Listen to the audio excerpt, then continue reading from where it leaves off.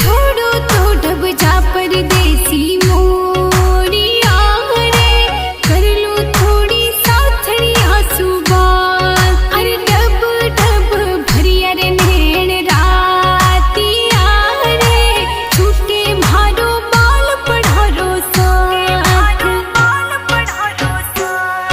अरे धड़के हालो धोरोरी ढेलड़ी रे, आवर यारी पोळो जोवे बाट। अरे मोंडो नी कुंकू पगलिया ओंगणे रे, सालो गोरी नवल बनारे सा।